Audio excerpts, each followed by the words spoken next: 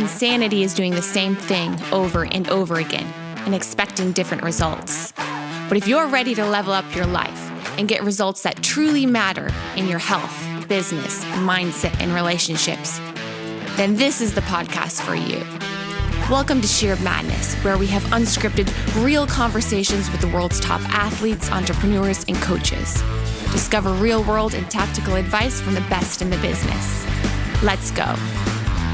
Today I have with me Christine, who is a registered dietitian here with the Rachel Scheer Nutrition Practice. And today we're going to be diving into all things hormone, answering all of your nutrition questions, talking a bit on gut health and functional medicine testing that we do here at Rachel Scheer Nutrition. So getting started here, Christine, can you tell everyone a little bit about your background, your schooling, and what got you into nutrition in the first place? Absolutely. I'm excited to be here. Yeah. So kind of a little background on my story. I grew up in Oklahoma, so that's where I'm originally from. Went to school at Oklahoma State, go Pokes, for anyone out there. And I got my degree in nutrition and dietetics. So growing up, my dad was a doctor, my mom was a nurse, my sister is now also a physician. So health has always been a huge part of our family.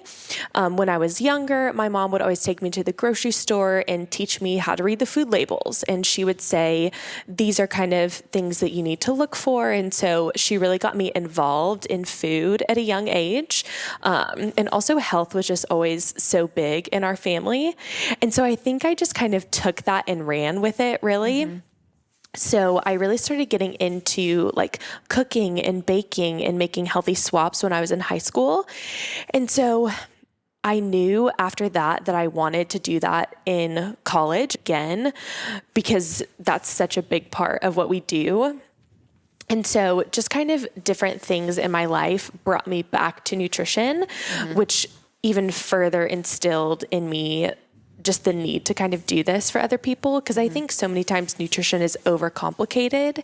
And so in my practice, I really just want to help people understand nutrition and make it easier for them so that they can live their healthiest and best lives. Yeah. And that's what's so frustrating for most people, right? Is that there's so much nutrition information out there. There's do the keto diet, go vegan, go paleo, do all these different fad nutrition diets.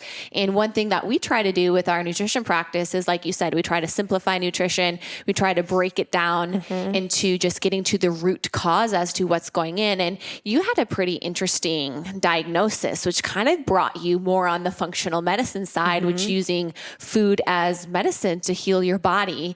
And you had a diagnosis of polycystic ovarian syndrome. And for those who are listening and don't know what polycystic ovarian syndrome is, it's a hormonal imbalance that can lead to cysts on your ovaries. It can actually lead to having higher levels of male sex hormones or androgens in your body.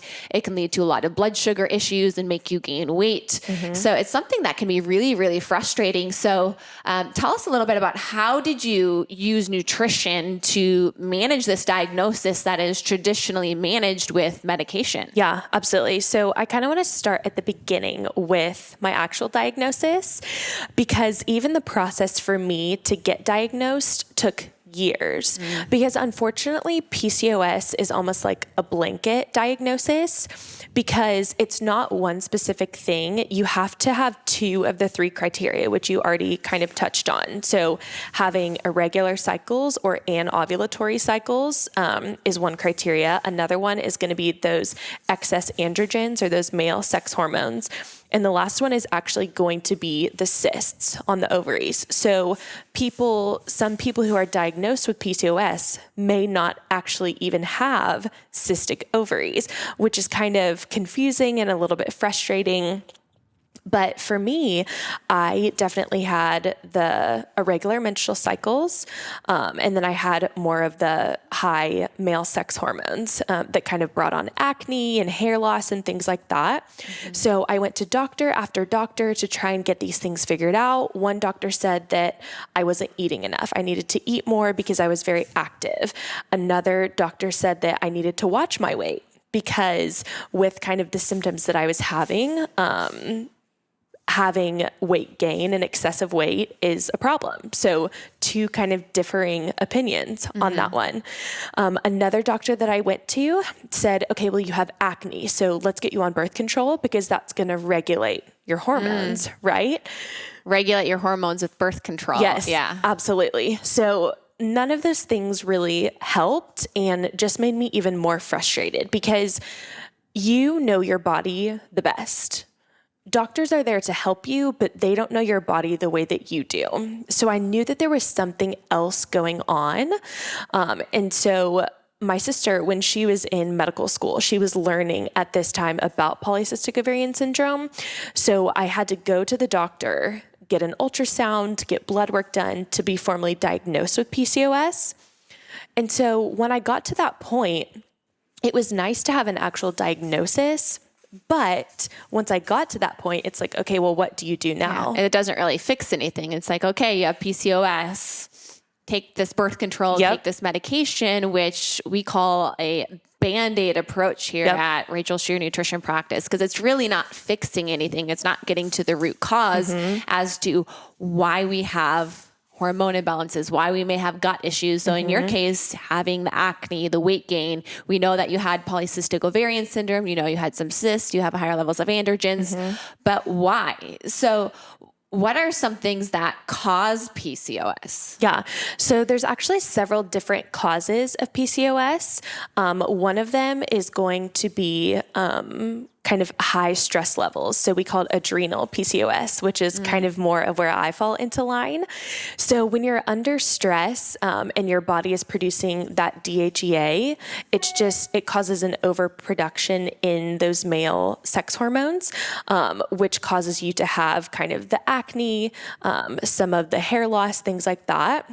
So that's kind of one cause. It's going to be that stress. So like cortisol. Yep. Cortisol. Cortisol is very related. that stress hormone. And we know that when cortisol is high and chronically elevated, that can make you create more male sex hormones, androgens, testosterone, leading to a lot of the acne and a lot of the symptoms you're experiencing. So, you know, we talk about stress a lot and how that can have a detrimental effect on our body, but it's crazy to even think of how it can impact your hormones as well too. So stress is one of those. Yeah, stress, all of that is really just tied in there. The next one is going to be, you can actually start to have symptoms of PCOS coming off of the birth control pill because your body starts to upregulate your male sex hormones, which leads to, again, more of those symptoms that you're having. So a different way that you can kind of develop those PCOS symptoms, but that's kind of another cause, you could say. Another one is going to be insulin resistance. So when your body is producing high levels of insulin due to blood sugar imbalance, that again is going to cause your body to produce more of those male sex hormones, which just causes the kind of those same symptoms. It can also come with weight gain, energy imbalances, things like that. So how does someone become insulin resistant? Because that's a word that's oftentimes thrown around all the time. And, you know, people come to us at a nutrition practice and they say, hey, I think I have a slow metabolism. I'm working out, I'm eating better, I'm eating healthy, but I'm just struggling to lose weight. So what is insulin resistance and why does that cause people to gain weight and lead to even things like hormonal imbalances? Yeah. So when we eat food in the form of carbohydrates, it spikes our blood sugar. Now, sometimes this can be good, but over time, as we consistently spike our blood sugar, our fat storage hormone, which is insulin, comes in to try and store that as fat.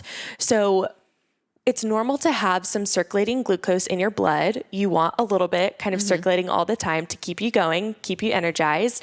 But when we constantly are overstimulating that and constantly having our insulin come in, it almost gets tired. And so over time, we can become resistant to that insulin. And so we eat things that maybe we used to eat a couple years back that it just doesn't react the same way in our body anymore. We start to have that weight gain, especially around the midsection. That can be very indicative of that insulin resistance.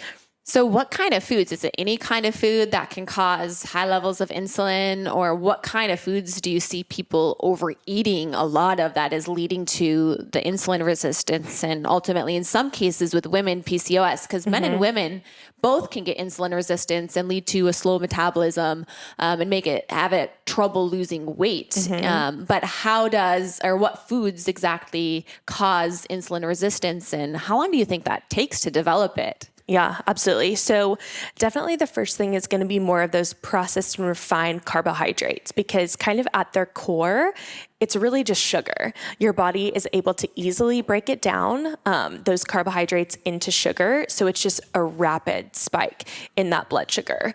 Really kind of any form of carbohydrate can spike your blood sugar. It's just the amount of increase that it has based on the food that you have. Also, another thing that we see that kind of over time has caused this dramatic rise in blood sugar and insulin resistance is we've taken out a lot of the fat sources from our foods. So if you kind of think back like 10, 15, maybe about 20 years ago when the low fat diet was all the rage. But fats make us fat, right? Yeah. People would like to think so. Yeah. But one of the things that I love to kind of debunk with people is how fats are actually essential. They're so beneficial, not only for our hormones, because we need fat, we need cholesterol. Yes, we need cholesterol.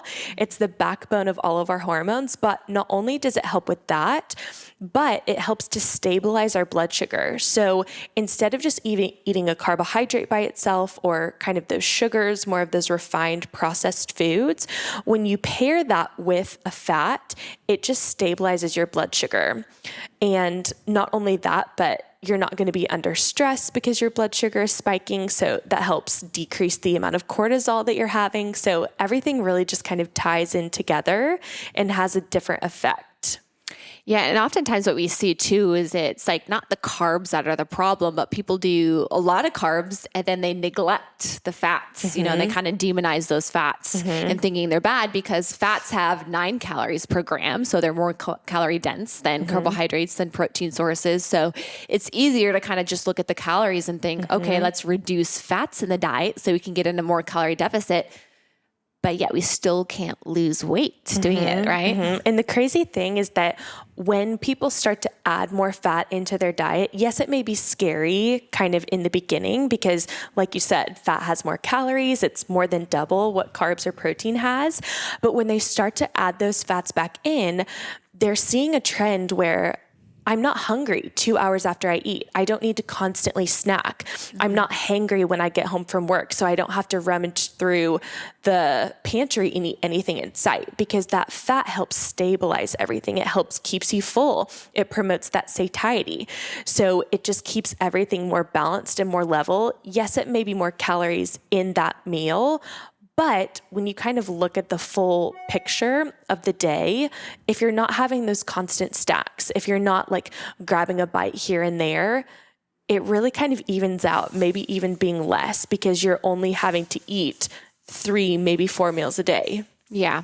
So everyone should be getting fats in their diet. And another approach we do is, carbs, we do need those in their diet and we don't neglect them. But the amount of carbs just depends on A, how active you are, B, if you're trying to focus on weight loss, if you're trying to maintain, if you're trying to gain weight, all of those factors are going to vary the amount of carbohydrates. But we can't neglect having these good healthy fats in the diet because in the long run, it leads to, like you said, it leads to blood sugar imbalances. It can lead to hormone imbalances because most of our hormones are made from cholesterol, which we get from our diet as well too. And then we get a lot of these healthy fats in our diet, which also help keep inflammation low. Things like salmon, fatty cuts of fish, olives, olive oil, nuts, and seeds that we try to incorporate, and I get asked quite a bit, if I do a keto diet, and I wouldn't even go to that extreme. Like you don't need to do keto, but we can't neglect the fats. And even if you're an athlete, we need to get in these fats because especially they're very important for your hormone production. And oftentimes we see athletes doing proteins, veggie, carbohydrates, which there's nothing wrong with that, but we have to get in these fats for the blood sugar and the hormone production as well too. So you mentioned 4 different types of PCOS. We talked about insulin resistance. We talked about about, after you maybe coming off of birth control.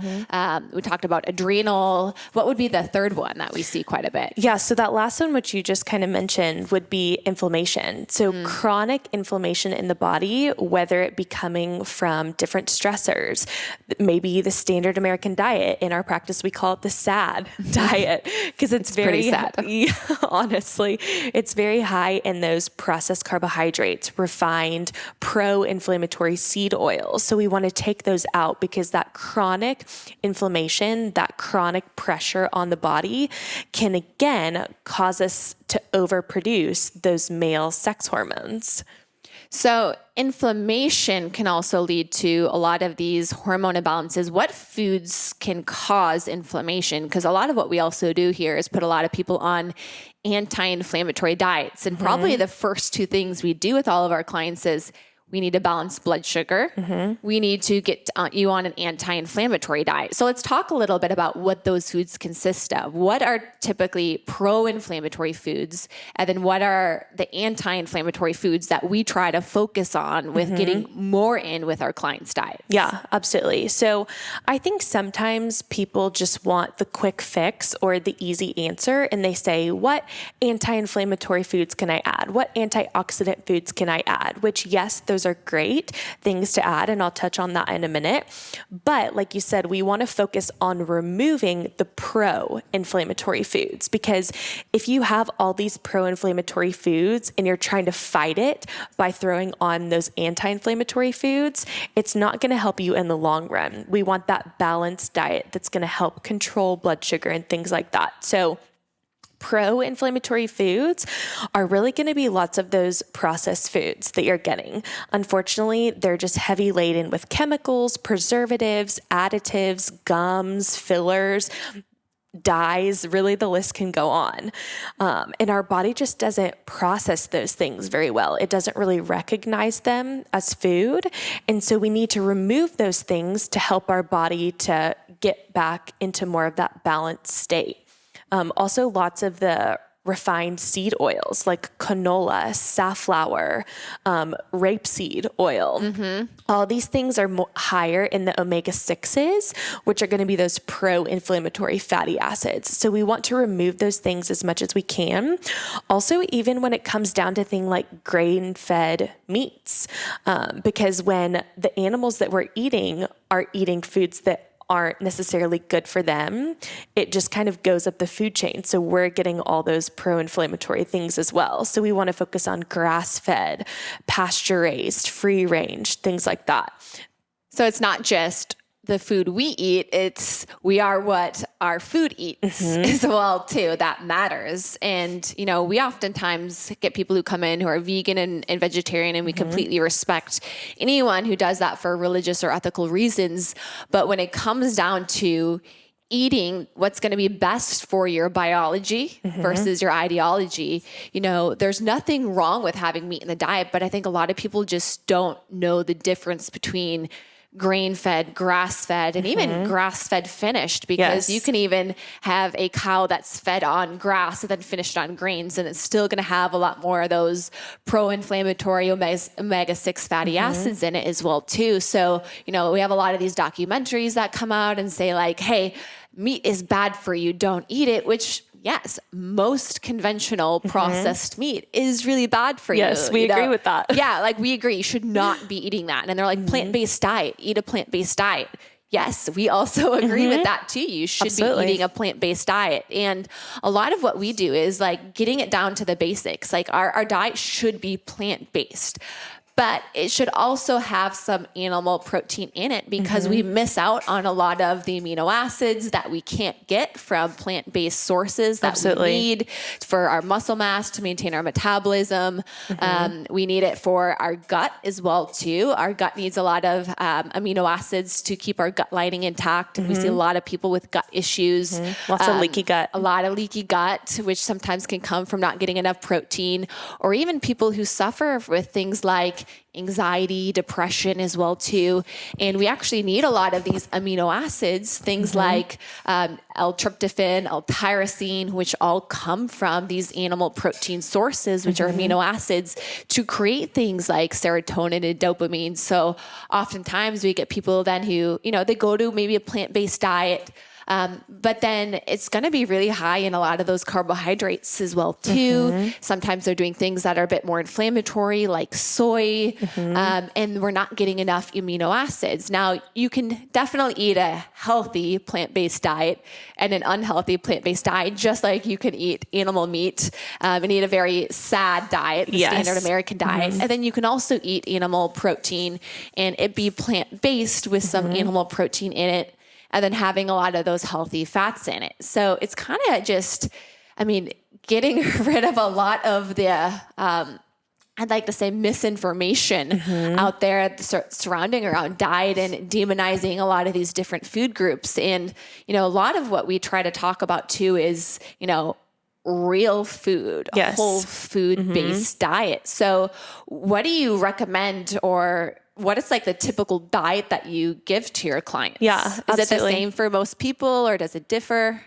So to that, I'll say it depends, because every body is going to be a little bit different. So their nutrition recommendations are going to be a little bit different. Like you said before, how active are they? How old are they? What are their goals? Are they looking to gain weight, to lose weight? All those things have a factor. But when it comes down to it, I had a client ask me, what is like the number one nutrition recommendation that you would give to people? Which is so hard, because as a dietitian, like food is my life. So I feel like I could give 20 different tips and tricks for people. But just kind of going back to what we've talked about is just eat whole foods. That's the thing that I would recommend to anybody. And even to dive a little bit further into that, like what is a whole food? I had that question the other day and it's a great question. A whole food is just going to be a single ingredient food, an apple, a banana, green beans, lettuce, turkey. All these things are single ingredient foods the way that we were meant to eat them. Everything is packaged so well in that, with all the micronutrients that we need, healthy fats, good protein. When you add all those things together, those whole foods, our body is really able to utilize all those nutrients and everything that we need from that. And it just helps with everything else, to reduce inflammation, to help balance blood sugar, just by eating real whole foods. Yeah, and a basic rule of thumb we always tell our clients is if it comes in a bag or a box or has a long list of ingredients, it's probably not going to be the best option for you. Now, there's definitely a time and place. We're not like you can never touch foods that have an ingredients list on it, but the majority of our diet should be real whole foods. It should be high quality protein, grass-fed, wild caught, pasture raised. It should be, getting organic fruits, vegetables in the diet, getting a lot of those healthy fats that we talked about to balance our blood sugar. And oftentimes when we get people back to the basics, which is just real food, it's amazing as to how it clears up a lot of their issues, the inflammation, sometimes even hormone imbalances. But of course, like you said, everybody is completely different. So the amount of protein you need, if we do need to add in more starches or carbohydrates, if you're an athlete, and then also if you have any underlying condition as well too, that we're trying to pinpoint or we're trying to get to the root cause of. So, we can do so much with nutrition, but sometimes we don't have all of the information we need. And that's where we use functional medicine nutrition testing at our practice, where it goes beyond just, eat these foods. We can actually look at foods that your body doesn't do well with, that it's producing antibodies to, that you're maybe sensitive to. We can look at things like your gut microbiome, and we can look at if, how much good bacteria you have, things like probiotics, if we're low in any of those, if we have an overabundance of bad bacteria, things like yeast, candida. We can look at, what's going on with your hormones, and not even just your sex hormones, but things like your insulin. If there's insulin resistance, we can look at your thyroid. We can look at, we can look at your cortisol, your stress hormones, which all are going to play a role in your overall health and wellness. So we can really fine tune the nutrition that way, and we can use supplements. And I don't know about you, but when I graduated from Baylor in nutrition, I used to believe that like supplements just meant expensive pee. Yes. Yeah.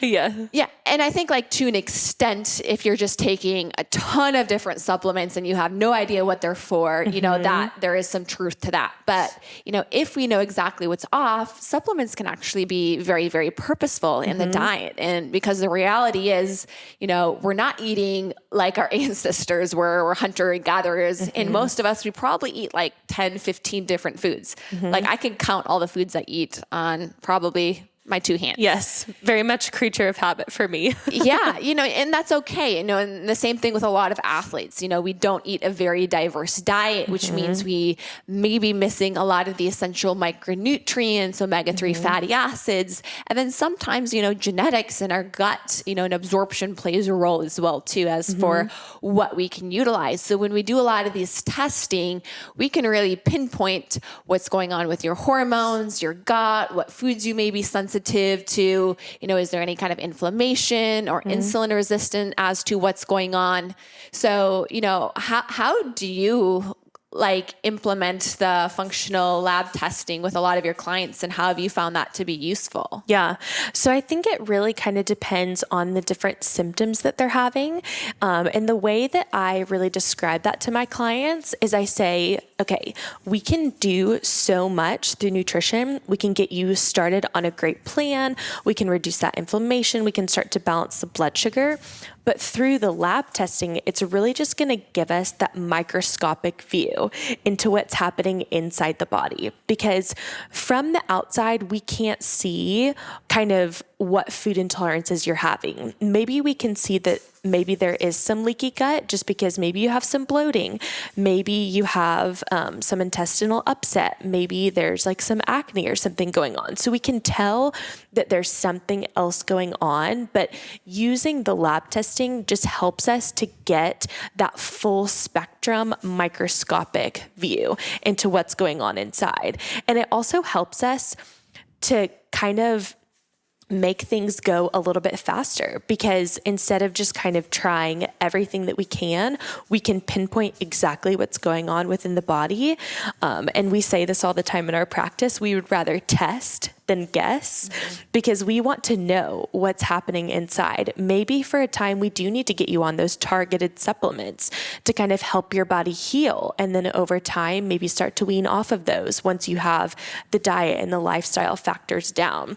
But the testing really just gives us that internal microscopic view into things that you wouldn't be able to see surface level. Yeah. And it's the difference between conventional medicine, which is more of that Band-Aid approach, which is just focus on reducing the symptoms, like with you putting you on birth control because of the acne, because of the weight gain and the heavy menstrual cycle. And, you know, for those who know my story, I had a lot of gut issues. And for me, it was putting me on things like an antidepressant, putting me on even like laxatives because I couldn't use the restroom anymore. And all of these are focused on the symptoms, but not the root cause. So that's what's so amazing about functional medicine is we're actually focused on the root cause. Why do we have a problem in the first place, and what can we do to restore function? And there are certain circumstances where medication is necessary, but most of the time we can do things with diet, and we can actually repair the hormones. We can make these lifestyle changes, and we can use very targeted supplements, like you said, to help support our system, because, you know, we can be missing a lot of the building blocks we need for proper healing. And it's amazing what the body can do to heal itself when it's given the proper support with the nutrition and the missing micronutrients. And like you said, we make a lot of those lifestyle changes. So, you know, for anyone who's wanting to figure out the root cause of what's going on, we see a lot of people with, you know, gut issues, hormone imbalances, metabolic issues, trouble losing weight. Those are very common. Even acne, we get a lot of with our nutrition practice, right? Absolutely. Yeah. So we can really pinpoint that root cause and work on things with nutrition. Now, it's not as easy as pop in a pill, like a medication. But I think what we've also found is, someone may come in with something like the gut, and they may fix a lot of other things wrong in the process. I actually had a client who had rosacea, and she didn't come to me for rosacea, but she came to me because she had a lot of gut issues. And what we found out is she had a lot of bacteria overgrowth in the gut. She had candida, which was yeast. She had a lot of leaky gut and food sensitivities. She was missing a lot of her omega-3 fatty acids as well too, to help keep inflammation low. So what we did is we focused on repairing that gut microbiome. We cut out a lot of the foods she was sensitive to. We replaced her body with a lot of the missing micronutrients, things like zinc, which is really good for repairing the gut. We gave her a lot of those omega-3s back into her diet, which helped reduce inflammation in the gut. We ended up doing some things to remove some of the bacteria overgrowths, which we do sometimes, which are like different types of antimicrobials, oil of oregano, berberine. And then over time, we were able to add back in the good bacteria, a lot of the probiotics that she was low in. But what was so amazing is she had a dramatic reduction in a lot of her symptoms, which were bloating and constipation and brain fog when she came in. But she also had this rosacea, and it fixed the rosacea in the process too, which is so crazy to think. And she didn't come in for that reason, but we know that an imbalance in the gut bacteria can even affect things like the skin. So I think that's what's so cool about what we do is we're not just putting a Band-Aid over all of these different symptoms. We're fixing the root issue, and we're fixing a lot of other things in the process and the symptoms, right? Absolutely. Yeah. And I've had several clients come in to me and say, I didn't realize how bad I felt because I feel so good now. They came into me and maybe they weren't feeling their best, but it was livable. They could kind of make it day to day. But once we started making some of the changes and really diving in deep into kind of what was going on, they were like, I feel amazing now. And I didn't even know that was possible. Like you said, our body really wants to be in balance, and it doesn't like being sick. It doesn't like being overweight. It doesn't like having hormone issues. So if we just support the body and find out the root cause through the testing, we can pinpoint exactly what's going on and help the body function optimally, which is really what it wants. That is so incredible. So what are some supplements that you think everybody should be on? Because there's a lot of different supplements. And like we talked about, we use supplements quite a bit with our nutrition practice. And a lot of them are very individualized and tailored to whether we're dealing with a hormonal imbalance, whether we're working on somebody's gut, whether we're, just replacing essential micronutrients or working on inflammation. But we do think there are some core supplements that everybody should be on. So what are some of those supplements that you would recommend that people could even get on listening here today? Yeah, absolutely. So the first thing that I would recommend is going to be really good, high quality omega-3 fish oil. I say high quality because some of the ones you can buy at the grocery store or at your local supplement store are not going to be the best quality. If you put it in the freezer and it comes out cloudy, that's not a great fish oil. It's probably gone rancid, and it's not going to give you those beneficial anti-inflammatory effects, which we want from that omega-3. So having those omega-3s in your diet through the fatty fish, some of the nuts is going to be great. But just as an added benefit, having that good high quality fish oil would be one that I would recommend for sure. And it's because we talked about most people get a lot more of these pro-inflammatory fatty acids when they're diet. They're getting, and maybe they're not cooking with things like canola oil or vegetable oils at home, but when we eat maybe more processed foods in our diet, or we even eat out a bit more, oftentimes most of those restaurants are cooking in canola oils and vegetable oils. They're the cheap fats, and they have a very high cooking temperature. So they're very, very easy to cook with, but they're terrible for our health, as we've seen. So when we do lab testing, a lot of people come back with high levels of things like arachidonic acid, which is one of those pro-inflammatory omega-6 fatty acids. And then they're low in a lot of those omega-3 fatty acids. So we try to add those back into the diet, where most people are low in them, but we can actually even get some added benefit from taking it from a supplement too. And even if someone's trying to add in a lot of fish to their diet, and they're doing a lot of things like tuna or even mackerel, those can even have things like a lot of mercury in them as well too. We don't really know the exact ratio of the omega-3 EPA to DHA that are in those fish. So we just say, hey, take a high quality omega-3 fish oil, EPA, DHA in your diet, and having fish occasionally, that's going to be low mercury fish. Things like salmon are really great. So. Yeah, absolutely. So that would definitely be the first supplement that I would recommend. The next one is going to be vitamin D. So this is especially important because vitamin D is essential for hormone production. It's also essential for kind of our mood balance. So lots of people get what's called seasonal affective disorder, which is where they become deficient in vitamin D during the winter months. So it's really hard for us to synthesize enough vitamin D unless you're going outside naked for 30 minutes every day. It's going to be hard for your body to produce enough of that vitamin D. Yes, you do get kind of trace amounts in some foods, but the majority is going to be from that conversion on your skin through the sun. So taking that vitamin D supplement is just going to ensure that you're up on those levels. And I'd say probably about 9 out of 10 people that we do lab testing on comes back with a vitamin D deficiency, unless they're already on some type of a supplementation. But what's great about the lab testing too is we can figure out what dose amount of vitamin D they may need, because the absorption can sometimes be an issue as well too.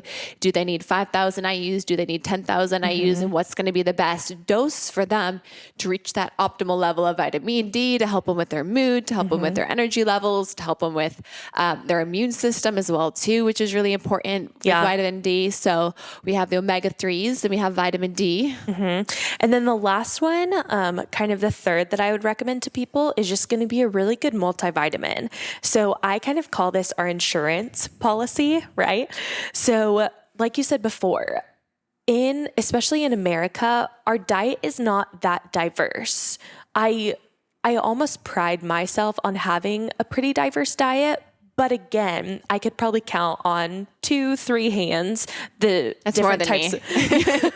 different types of foods that I eat consistently every day. So just having that really good quality multivitamin is going to ensure that we're up on all those micronutrients and all those good beneficial things that we need. And it's always good to have an insurance policy. It's never a bad thing to kind of have those extra vitamins and minerals. Those are all beneficial things that we can have. But not like a gummy multivitamin, right? Unfortunately, those sugar treats are not going to be the best for you.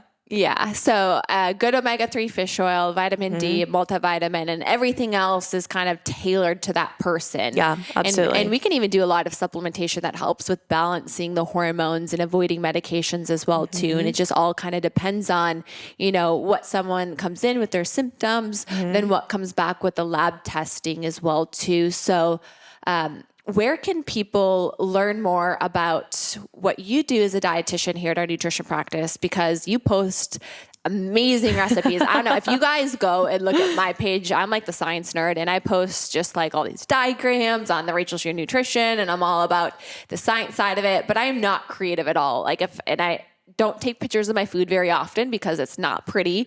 It's very much just, food is fuel type mentality. Yes. But if you go to your Instagram, you have all these recipes and food ideas, and I don't know how you do it, but where can people find out more information about you and check out some of these incredible recipes that you post every single day, and also learn more about working with you as a coach, whether that be through nutrition coaching or some of this lab testing that we talked about? Yeah, absolutely. So my Instagram is going to be Christine.thedietitian. Dietitian spelled with 2 T's, not a T and a C.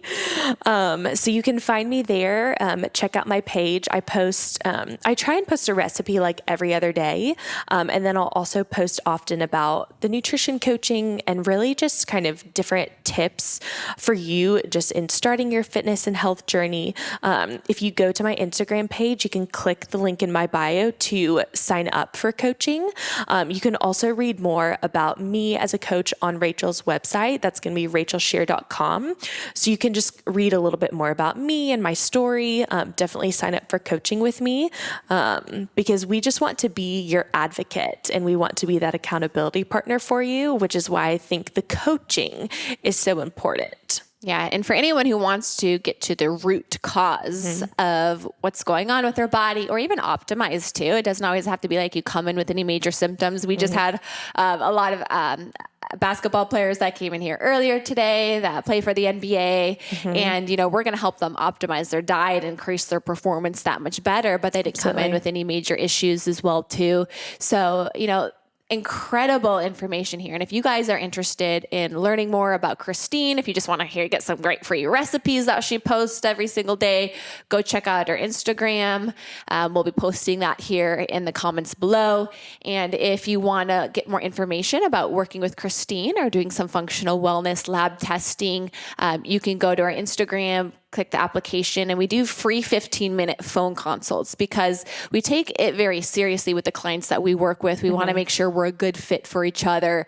We want to make sure that we can help meet what your goals are and also really get to understand what it is that you're wanting to address, what it is that we're trying to accomplish, and figure out what may be the best option for you in terms of nutrition, in terms of lab testing. So those are completely free if you're interested in doing one of those 15-minute calls with us. So thank you guys for tuning in and listening today. It's been a pleasure. This has been Scheer Health, and thank you so much for coming on today, Christine. Thanks for having me. All right. Bye-bye.